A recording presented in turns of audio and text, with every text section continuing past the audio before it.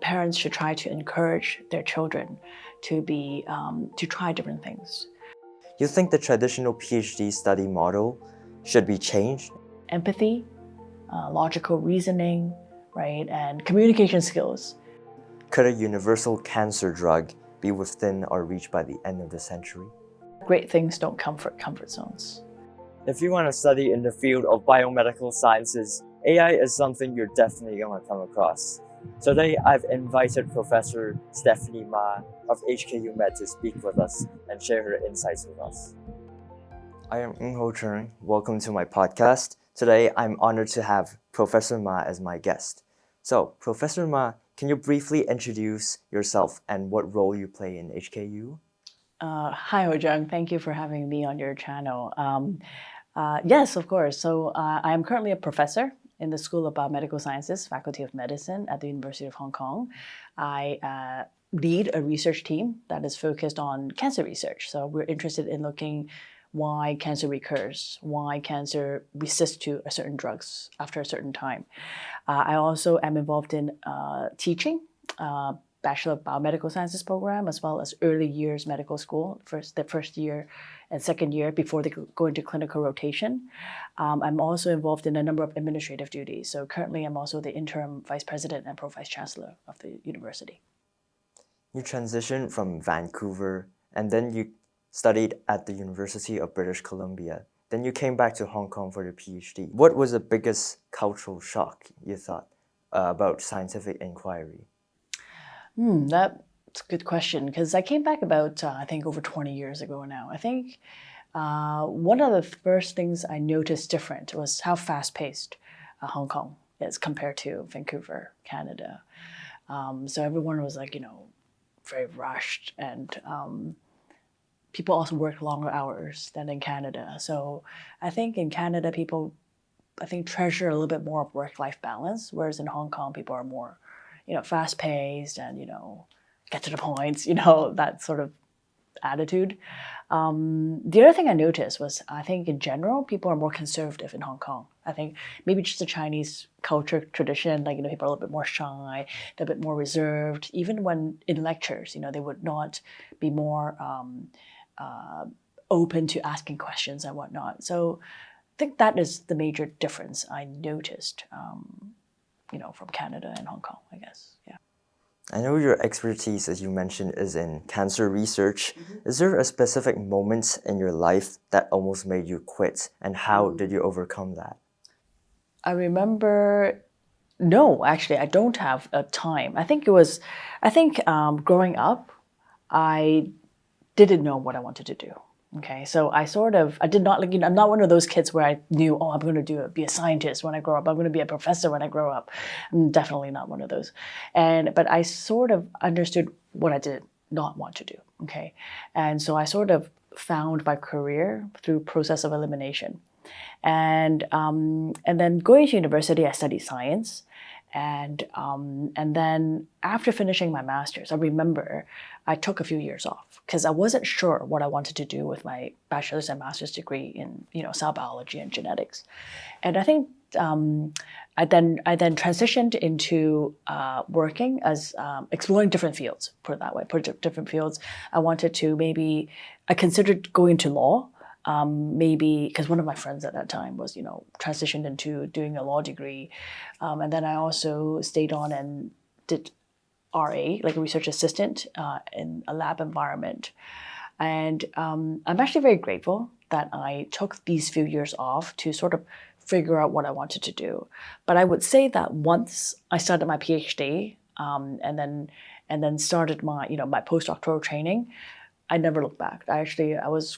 I'm quite fortunate to not have questioned, what I wanted to do after my PhD studies, and I was and never looked back. After I took the time I needed, to figure out things out before going to a PhD. But after I jumped into my PhD, then I was very dedicated to what I wanted to do, and just never looked back from there. Yeah. What is your vision on research in HKU or higher education in general in Hong Kong? Times have really changed now. I think came back to Hong Kong during a time when everyone, still felt Hong Kong was very much a finance city. And in particular in recent years, as you know, right? I mean, the government is putting a lot of initiatives around, building Hong Kong as an innovation and technology hub. And more recently, right, the study in Hong Kong, right, putting it as like a place where people should come to study, right? And I think it is unique, right? Hong Kong is unique in the sense that we have a very high concentration of universities where the ranking are high, right? We have 5 universities just in Hong Kong that are ranked top 100, right, in the university. So we do have the quality to build Hong Kong as a university town, university hub, very much like Boston, right? Where we attract people from around the world to come to Hong Kong. And I think that is for education, right? Regarding research, again, right? I think Hong Kong and the universities in Hong Kong are doing really well in, I think, fundamental basic research. In recent years, the government is also putting a lot of initiatives around trying to get professors, right, to translate their research into downstream applied research for social economic impact. I think that's important, but I think we still have to have a balance between upstream and downstream research because upstream research is equally important. Not all research can be immediately translated into something that's beneficial, right, to the public right away. And I think we have to continue on doing upstream research so that we have enough, we have enough things, right, to drive downstream. So I think a balance between upstream and downstream research would be very valuable for Hong Kong. And I really feel that research in Hong Kong should still maintain a good balance, not just all downstream, but sufficient fundamental basic research so that in the long run, right, we will have continued innovation breakthroughs to benefit human mankind. Yeah. As technology improves more and more, STEM education has become one of the most important topics you have to teach in school. Yeah. And as a founding member of the Hong Kong Young Academy of Sciences, you strongly support STEM education. If you had the power to change things, what would be the first thing you would change? I think I would change 2 things. For myself, if I have the power, I would think I would try to buy myself more time. Okay, because I just think that people are so, it's just so many things going on, right, that I want to do. I think that having more time would be good for me. But if it was for for me, if I have the power to change something for the community, right? I think it would be parents' mindset for their child, right? I think, again, right, I think maybe because of the Chinese culture, right, a lot of parents are still in the mindset where, academic excellence is very important, you best that, you find a stable job, better that you find a professional job, and that's it, right? And then you're set for life, right? I think that's important. Of course, doing well in school is important. Getting a proper education is important. But I think parents should try to encourage their children to be to try different things, to be more creative, not always just be studious to memorize and all do well on the test. I think that's very, very important because we live in an era where it's not just 死讀書, if I may, right? I think it's an era where we have AI, right? There's a lot of things that is replacing a lot of the professionals, or professions, maybe 10, 15 years down the road, right? And how do we prepare for this? And I think creativity, innovation is very important. And I think, and that's why I always like going, as a Young Academy of Sciences member, I always do like to do science outreach. And I like to talk to the secondary school kids or the primary school kids to let them know why biomedical sciences is so fun, right? And I think maybe going to a career for research is not something like a typical parent would encourage their children to go into, right? Because maybe it's not a professional, you're not a doctor, right? You're not a lawyer, right? But I think I think letting your children to explore, what they like, and giving them a little freedom of what they want to do would be very important. Now, let's talk about how AI is impacting all the academic fields. Conferences and publishers have found that an increasing number of researchers and reviewers have been using AI to make papers and review papers. What is your view on this situation in scientific publishing, and how does HKU deal with this? Indeed, AI is penetrating all parts of our lives, right? And I think AI is something that we need to embrace and learn to utilize for ourselves, right? But at the same time, we need to have proper governance of AI, which I think not everyone knows how we should govern AI, right? I think at a university, we're adapting, to the fast-growing AI wave, and how we should set proper guidelines for our student and staff, right, on when we utilize AI. Right now, all our students and even staff actually have to go through mandatory training on the use of AI, whether, when is a situation where we can utilize and then declare that we've used it, etc., right? And but I think this is an evolving process, right? Because something new from AI is coming out every day, right? And how do we, and should there be governance at a broader level other than just university level? Is something I think everyone is trying to grasp themselves. But actually, it's interesting because I actually sit on a number of journal review boards, scientific review boards, and we have had interesting discussions where people now think that AI should be the third reviewer. So maybe I'll take you back a little bit. So in the scientific world, right, when say a researcher would have findings in a lab, they would actually submit a manuscript to a journal, right, to a scientific journal, and then it would be assessed by experts around the world. So there would be like maybe 2 or 3 or 4 reviewers that would review your manuscript and tell the journal whether they feel that your manuscript is publishable or not in that journal. And of course, we have good journals, better journals, and not so good journals. And so that's how you sort of get build your CV around that. Traditionally, all the reviewers are experts in your field. But one of the journal reviewer boards that I've been sitting on have been having discussion, should we actually have AI as maybe the third reviewer or the fourth reviewer?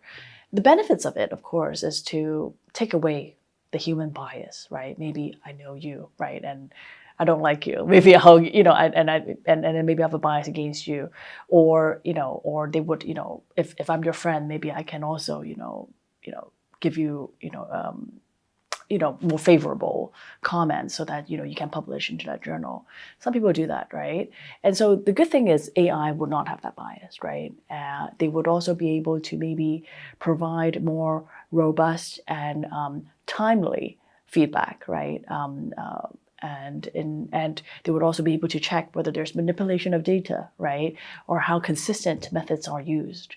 And so I think in the long run, that would actually be something that will be utilized. So something that we should have to embrace, right, over time. So while it is not utilized now, but I do foresee that maybe in a couple of years' time, that's something that, will be integrated in at least the journal review process, right? And I guess it's hard to say, but even in making figures, right, a lot of the students are now utilizing AI, and how should we govern it, right? And I guess it's something that we still have to learn over time and adapt. Yeah. Traditionally, PhD programs take at least 3 years to complete. Now, however, AI can actually automate a lot of these annoying processes within the program. For example, you can summarize papers, conduct literature surveys, and identify research gaps in just one click. Some AI agents can even conduct hundreds of experiments in one button, and it can provide the most probable results. You think the traditional PhD study model should be changed, and if so, how? At this moment in time, I don't think AI will, with what we know about AI now, I don't think at this moment in time it will be able to replace a traditional PhD. But in the future, I don't know, right? Because I don't know how AI will be evolving. At the moment, to my knowledge, I'm not an expert in AI. I'm only an expert in, I only study cancer biology, right? At least in my field, a lot of the PhD process will require a lot of wet lab, like experimental validation, right? To my understanding, AI will be able to help you, like you said, read papers more efficiently, right? Because it will be able to summarize, 10 papers in one click, right? So you can just get a condensed version of, the 10 papers, and it will also be able to, you mentioned, do experiments with the click of a button. But my understanding is these are all predictive experiments. It won't be able to, it's based on, past knowledge, right? Research, right, it cannot only be just on past knowledge, right? It has to be creative, it has to be innovative, you have to put in new ideas, which I believe AI might not be able to, replace at this current moment. For cancer research, we also do a lot of, I said, validation and experimental models, right? We use cell models, we use animal models, and these are things that cannot be replaced just with artificial intelligence at the moment. So I don't think that's, we can condense our PhD program for students because, AI is so efficient, but it will definitely facilitate students to study more efficiently, right? We also utilize a lot of AI in drug discovery, for example. Now we're able to predict, drug compounds for our target more efficiently than we had before. This can, speed up the process, but maybe not on the validation part. Now, let's focus on the biochem field. Recently, an Australian man used AI tools to develop a DIY cancer vaccine for his dog, which achieved positive results. Where should the line be drawn in biohacking and the inevitable future of AI-driven personalized medicine? This is an interesting information because I think this calls on ethical issues, right? And also whether this should be actually allowed, right? Even though that man is probably the owner of that dog, but my understanding is, when we do animal testing, everything goes through a very rigorous ethical governance and whatnot. And in the lab, any hypothesis or potential drug that has to go through clinical trials, right, before it gets to be used in humans and animals, right, and so I think in the world of AI now, right, that's the same, right? I mentioned in our last question, right? We have a lot of AI that does a lot of, that can speed in the process of drug discovery, but it cannot cut corners when we do validation, right? And I think, maybe this is an isolated incident, right? But I think people have to be mindful of, ethical concerns and also rigorous testing, because you never know that DIY cancer vaccine that they made, would there be any side effects, right? It's not apparent right away, but maybe longer term, would come up, right? So these are things that we all have to be mindful of, before we jump into, saying that, AI can cure the world or something like that, Given the ongoing development of AI tools, such as AlphaFold, could a universal cancer drug be within our reach by the end of the century? I mean, I can't say, right, because AI is evolving so quickly. Like I said before, I think AI has really sped up a lot of areas of research, right? Bioinformatics analysis, right? That does a lot of coding for us. It does a lot of, we can write a lot of programs for us where we analyze a lot of big data more efficiently, right? So in a short time, we can analyze, a lot of different types of data and summarize it in very effectively. Same for drug discovery, right? Previously, it took years of work before we can find maybe a compound to be able to work on a target. But now there's a lot of AI companies, right, that does this, and I wouldn't give it a timeline because I really would not be the right person to tell you whether it is. Of course, I hope we have being in a cancer research field. The reason why I actually am in the field is, of course, to find a cure, right, for cancer, and I do hope that AI will be able to help us speed up this process. But mind you, you mentioned about universal cancer drug, right? I think universal is a key word. I personally don't think it's so easy to find a universal cancer drug that can drug all the different cancer types.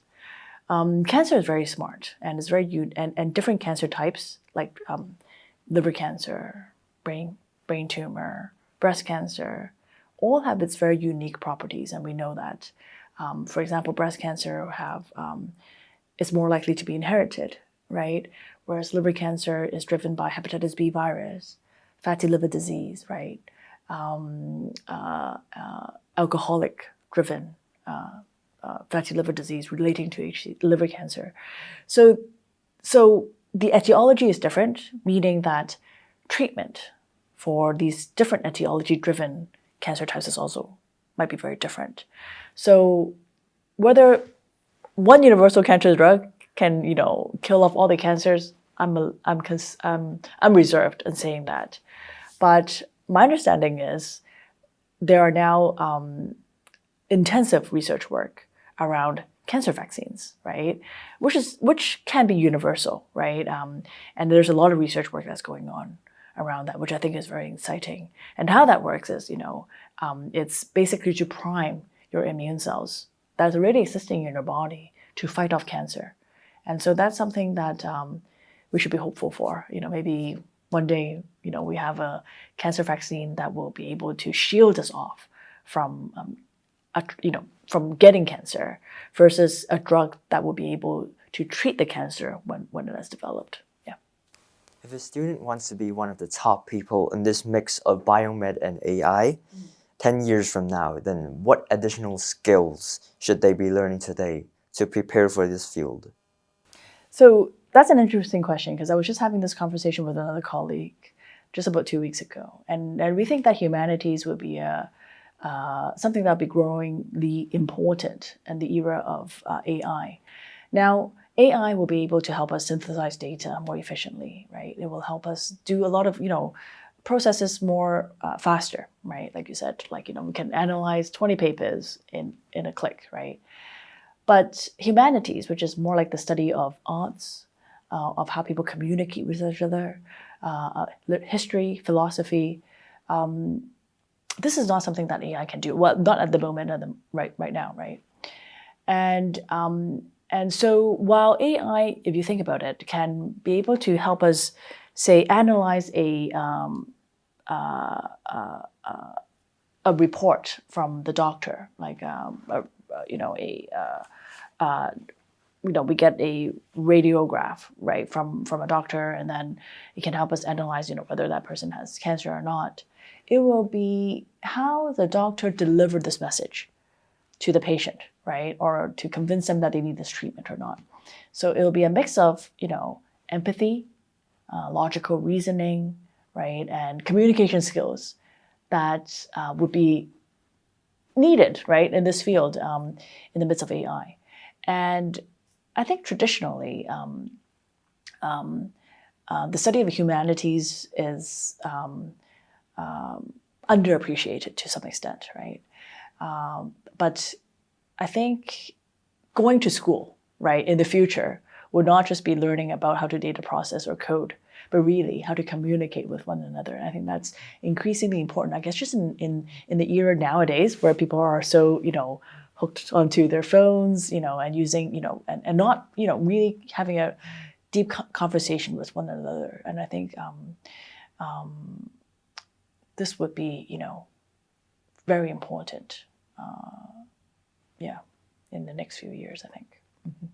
If you could tell one thing to high school students who want to do research right now that isn't the usual follow your passion advice, what would it be? That great things don't come from comfort zones. And I think that's very important. People tend to stick to what they know and just stay in that comfort zone, right?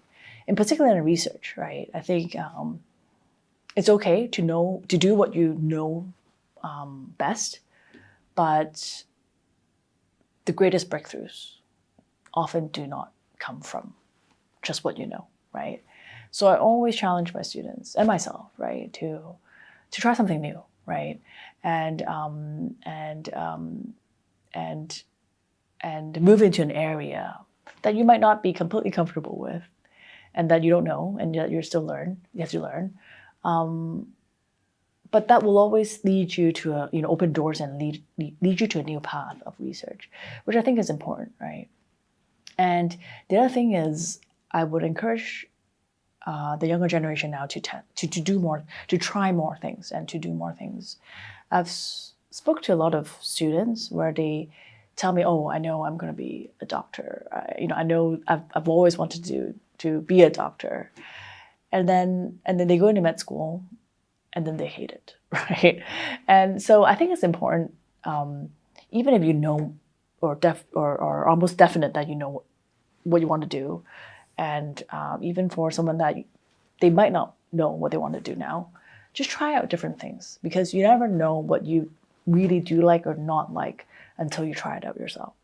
So that's something I would always encourage the younger generation to do. Mm-hmm.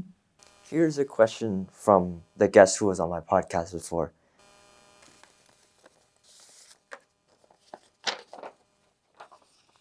Professor Irwin King of CUHK wants to ask you this. If we forget about the big grants, the important research papers, and the academic titles for a moment, what is the one big personal question you're trying to answer with your research? Thank you, Professor King, for this question. So a little bit, I guess, about my research and why I chose to study cancer biology for the last 20 plus years. I think cancer is a topic that would affect everyone, right? And everyone knows what cancer is. And it's something that has also impacted my life, right? Having a lot of family members, being affected by the disease. So previous to choosing this research topic, I actually tried different things, right? I did Chinese medicine, I did infectious disease, I did pharmacy, etc. But nothing like cancer had sort of touched me in the way, in the same way. And so what we're interested in looking at in the lab is, why do cancer recur? Like, we hear people go in for treatment, and then they would have chemotherapy, they have targeted therapy, immunotherapy, and then the cancer would sometimes regress. Over time, it will come back. Why is that, right? And first thing. And nowadays, we have cancer immunotherapy, which seems to be working for a fraction of the patients.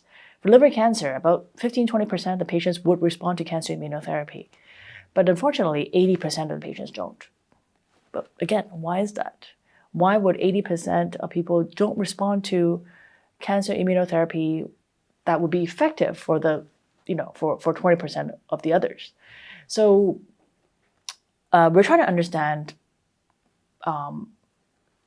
biologically, what are the mechanisms that or molecules that would evade immune therapy or drugs that we normally would respond to, and could we actually find new therapies that we can use in the clinic in the future? So this is what we're working on every day, and hope one day we'll be able to share with you some good news around this. Yeah. On this podcast, we have a tradition. We ask our guests to leave a question for the next person to answer. Could you write down a question and put it inside this envelope?